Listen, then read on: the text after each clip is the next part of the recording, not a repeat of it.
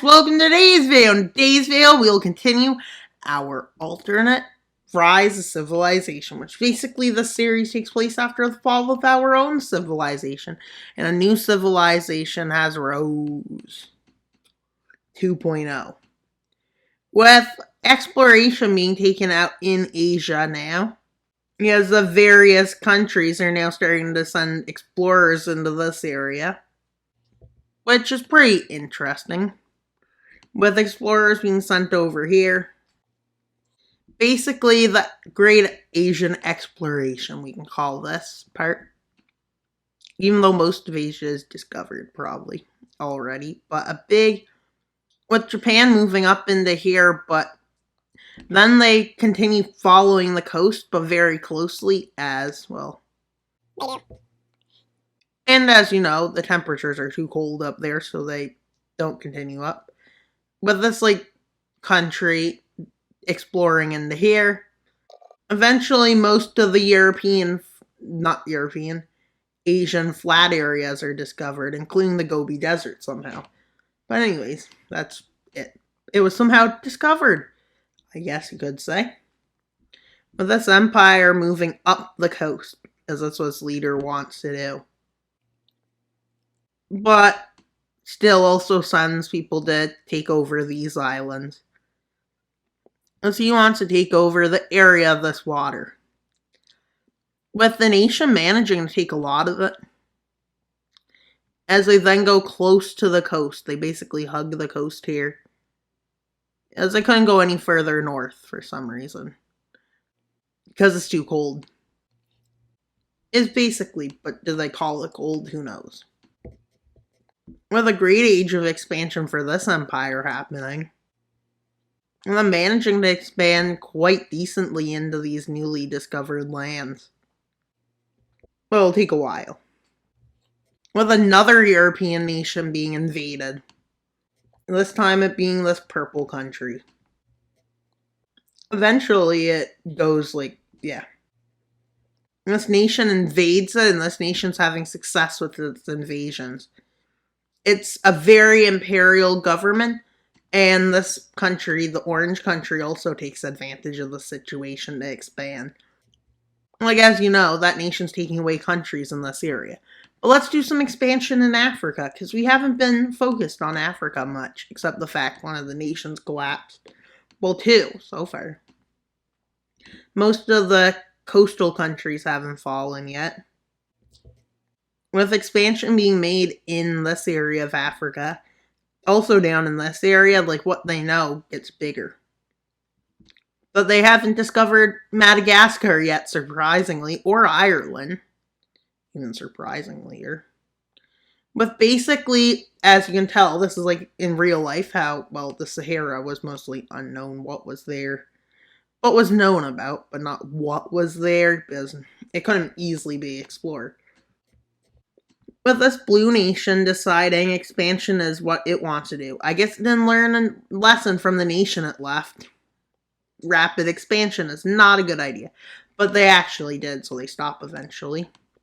But with this nation on the coast having went far into, this area, local rulers in the areas more inland start to, revolt. So we're getting a new nation, which will be here. And not much expansion is made, except this nation continues to meet up with the nations I heard about on the other side, which it manages to succeed in. But they decide to put expansion on hold because they don't want to have troubles like some of the other nations did.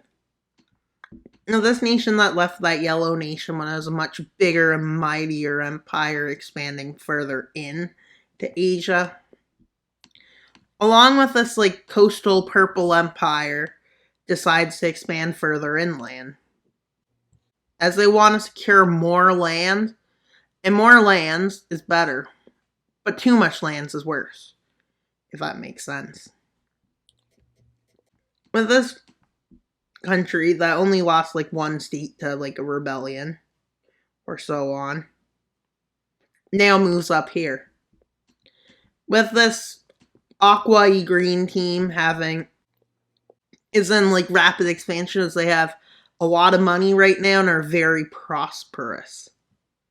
They're probably one of the richest nations at this point. And then, well, all of this land has fallen. But, like, nations will rise and fall. Let's go to Europe. When nations fall, as you know, we get the small nations when large nations fall. Although the blue nation is the first one to causes a major conflict. And by major, well, they invade the north, right? And, well, this seems to be going well at this point. They take out the north, but this is where it goes wrong. A counter-offensive by the green team is made. I think this is like the first actual like counter-offensive. Although the blue team is ahead of it. But then the blue team gets angry and does some unspeakable acts. With the red team thinking about it, they should take advantage. So what the red team does is annex this area. And then, well, the Egypt kind of thing along this Nile expands over to here. And eventually the blue team takes back a big chunk of what was theirs. And they call this a great day for their mighty empire. Because this new ruler is obsessed with his history. Like, obsessed.